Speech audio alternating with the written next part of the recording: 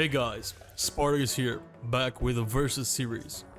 Today we got one hell of a showdown here. The Allosaurus versus the Megalosaurus. Two dinos similar in size and strength, but with different perks and abilities. Originally I was going to do an Allosaurus versus the aberrant Megalosaurus. But since the aberrant Megalosaurus's mechanics are unique to aberration, and there are no allos on aberration, it made no sense to limit the comparison to only those two. So, I'm gonna compare the Allosaurus with the Megalosaurus, and I will also throw in the stats for the aberrant variant. We're gonna alter a bit the formula used in the other videos, as we will compare them in creature design, speed, tankiness, damage, special abilities, and utility. So this time we got 6 instead of 5 categories. We got a lot to talk about today, so let's start with creature design. First, we got the Megalosaurus. I gotta say, the model of this guy is sending shivers down my spine. But although it's scary, it's quite small, about the size of a carno. It has a bit of hair and cool glowing eyes at night, but my favorite thing about it is the roar. Even though it's just for aesthetics, it sounds dope. The aberrant variant, as expected, is a bit cooler, as it has some more color that also glows in the dark. The Allosaurus, just like the Megalosaurus, has one of the oldest models in the game. It's a bit bigger and has a much more terrifying look on its face, helped by a large smile and some horns above the eyes. Once you have a pack of Allos, the Alpha gets an aesthetic roar ability that also makes the other pack members roar. But in my opinion, even though it's used by the whole pack at once, it's quite underwhelming. There isn't much to talk in this category, as both are examples of your traditional prehistoric theropod. I'm gonna give the point to the Allo, as it possesses a more imposing look, thanks to its bigger frame. Next up, speed. The Allo is one of the few creatures that lose speed when tamed. Not a great start for the pack lizard. On our track, it manages 17.9 seconds, which isn't as bad as I was expecting. Its movement speed is okay, but it's hindered by its lower stamina combined with the higher stamina cost when running. Things get complicated with the Megalosaurus because of its sleep mechanic. Luckily for the aberrant Megalo, they're not affected by this on aberration. We'll talk about this more later in the video. During the night, the Megalosaurus managed 14.8 seconds on our track, and more impressively, it still had a bit more stamina left in the tank. This is also true for the aberrant Megalosaurus, as there's no difference in speed between them. However, during the day, the Megalosaurus manages a terrible 76 seconds. This is due to the groggy effect. This is applied to the Megalosaurus immediately upon waking up during daylight, which decreases movement speed and increases stamina consumption. And if you keep the Megalo awake enough to become sleep deprived, it will even get worse, as the status effect decreases stamina and brings the Megalo to its base speed, regardless of how many points you spend on it.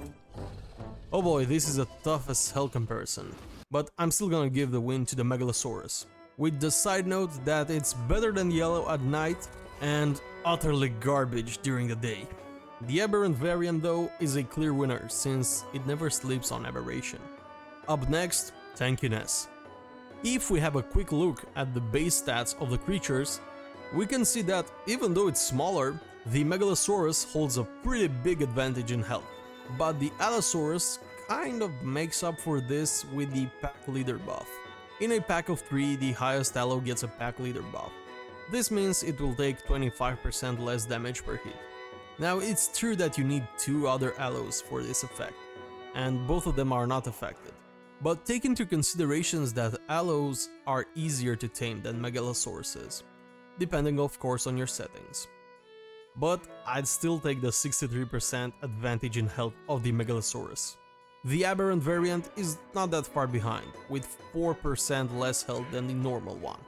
Point for the cave lizard. If you enjoyed the video up to this point, please hit the like button.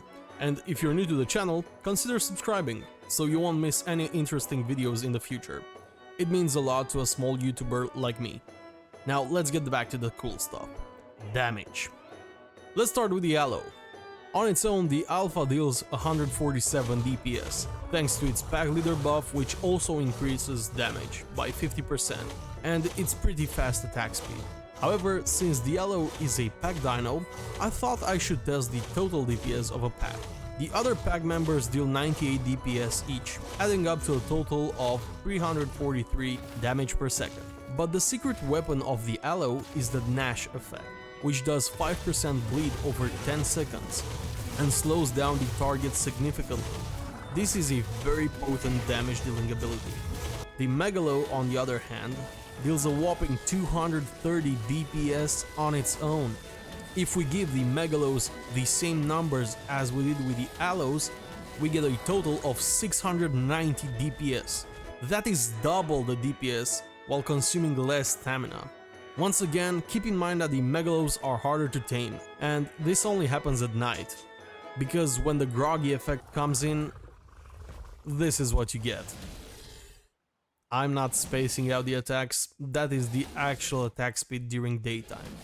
Now, the Megalosaurus also has some secondary attacks, one of which is a grab. The grab deals 1 damage when the Megalo is ridden and 13 for unridden ones, and can pick up smaller creatures. This does scale with melee damage multiplier and will be used sometimes by the unridden Megalos. The problem is, once they grab a creature, they will use the other secondary attack, which doesn't scale with the melee multiplier, wasting a lot of DPS potential. This won't hinder the damage against the boss, but it might get used on the other creatures spawned during the battle. This is also true for the aberrant Megalo, but at least it doesn't suffer from the sleep debuff. Plus, it has an even better DPS at 244. In the end, I'm actually gonna call this a tie, since the bleed effect is better against high health targets, like the Titanosaur, the Deathworm, or even the Giga, but most importantly, it's not affected by armor, which makes it great against something like, I don't know, the Rock Golem. It also has this slow effect, which is nice to have. Next up is special abilities. This one is pretty brutal. The Allo has its pack mechanic. In a pack of 3, the highest level Allo gets the pack leader buff and the Gnash ability, with the bleed and the slow. If another 3 Allos join the pack, a second Allosaur will receive the alpha boost, and so on. On the other hand, the Megalosaurus's perks just make him worse. We'll start with the only good one, the grab ability. During the night, it can grab most wild and enemy creatures with a drag weight up to 150. During the day though, that comes down to 90, and at a much greater stamina cost.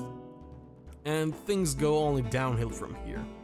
That groggy status effect that I've been talking about comes up during the day when the Megalo is woken up. It decreases melee damage, movement and attack speed, and increases stamina consumption. It also comes with a sleep depth meter that fills up while the Megalo is awake during the day. Once it is filled, the sleep deprived status will come in effect, increasing torpidity and decreasing stamina and food over time, while also bringing the Megalo back to its base speed regardless of the points spent in movement speed, according to the wiki. Well, it's safe to say the Allo gets this point. So let's move on to the last category, utility. Let's start with the Allo. Thanks to its bleed effect, it's a great choice for killing high HP or high armor targets, like the Titanosaur, the Reaper, the Deathworms.